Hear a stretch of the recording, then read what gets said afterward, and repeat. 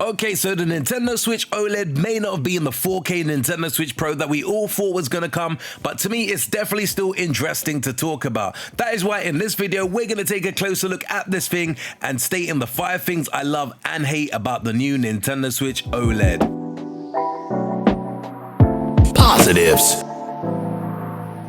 The PlayStation Vita had an OLED screen and to me it was absolutely beautiful. Make no mistake about it, the new Nintendo Switch OLED is gonna look far sharper, brighter and better than the standard Switch screen did. Now if you do play it in handheld a lot, it could be definitely worthwhile an upgrade. This new screen is also larger than the standard screen. The console is the same size, but the black borders around the screen is so much smaller.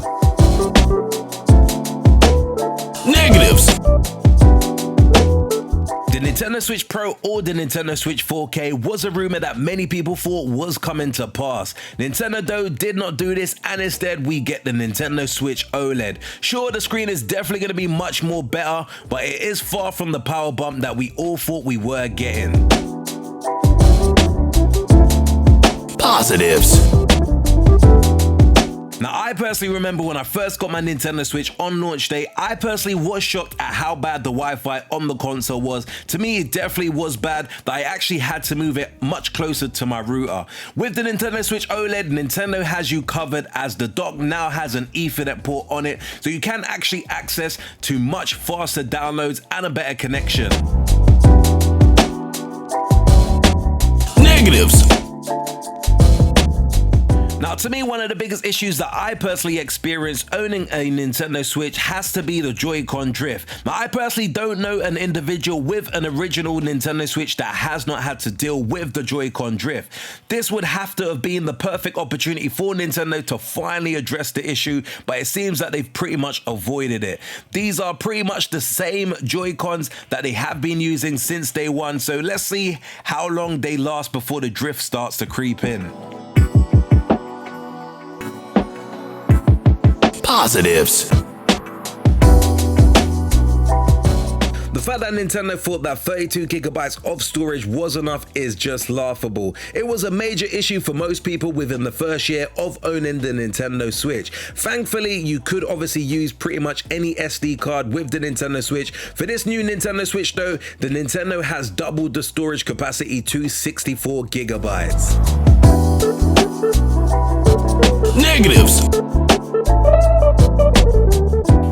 Like I just said, it is definitely great that they have doubled the storage capacity, it really is. However, in 2021, and especially given how many Nintendo Switch games require a massive download just to run, to me 64 gigabytes is still not enough storage space. To be fair, you can go on Amazon and purchase around the 128 gigabyte storage for a very low price, so it's not really the end of the world, but at the end of the day, I still want to know why couldn't Nintendo have put a little bit of a larger storage capacity in this new upcoming console. Positives. Keeping it real, I've come across so many individuals who had an issue with the original kickstand on the original Nintendo Switch. There's no getting away from it. In my humble opinion, it just wasn't the greatest thing and definitely an issue that they had to address. Well, the Nintendo Switch OLED has a much better kickstand. It goes along the whole back of the Switch and it can be set at multiple angles, which in my humble opinion is very, very cool. Negatives. Okay, so this gripe kind of ties into the lack of a 4K screen. The internals of the Nintendo Switch OLED are pretty much the same as the revised Nintendo Switch.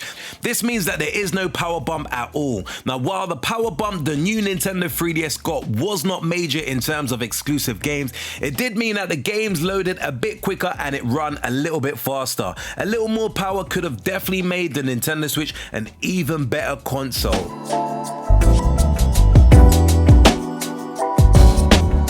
Positives. While one one of the models of the Nintendo Switch OLED is pretty much the same red and blue neon version that we've seen. Nintendo also showed off a very slick looking white version. This also appears to have a modified dock, with many people speculating that it is designed to lessen the chances of the screen getting scratched. While that cannot be confirmed at this present moment, we can all see that the white dock and Joy-Cons look very cool, and if I do end up getting the Nintendo Switch OLED, this is certainly going to be the version that I personally will be picking up. Negatives. Keeping it real, in my humble opinion, there isn't really a major need for you to buy the Nintendo Switch OLED if you only play with your Nintendo Switch in the dock mode. Your games will probably not get much benefit at all from the OLED screen when it is docked. It seems like a very small upgrade at best. For those who play it in handheld mode, a great deal, but if you never take your Nintendo Switch with you and you just play it at home, without bursting anyone's bubble who was looking forward to buying this, in my humble opinion, I don't really see the major appeal in purchasing this unless you just have a desire to purchase this upgraded version. Anyway peeps, that's just my quick opinion on the newly announced Nintendo Switch OLED. Do let me know your thoughts in the comments below if you're going to be grabbing this on day one. Which version are you looking forward to grabbing? Personally, I would have loved to have seen a bigger upgrade just based on some of the rumors that we've been hearing spreaded over the past 12 months or so. The hardcore Nintendo fan in me is trying to find any reason to purchase this come October, but it's definitely a real struggle if I'm gonna keep it real with you guys. I probably will still end up getting it at some point, but for majority of the time, I personally usually just play my Nintendo Switch in dock mode, so apart from the internet connection, I probably won't really experience much of an upgrade in that sense. But looking at the white version, it definitely has caught my attention, so I will be keeping a very close eye on this situation. So don't be surprised if I do actually end up pre-ordering this console. Anyway peeps, if you did enjoy this very quick urban gameplay video, be sure to smash that like button. Do hit the subscribe button if you haven't done so before, and until next urban gameplay video, we definitely say peace out peeps. Make sure you hit that like and subscribe button for more cool urban gameplay videos.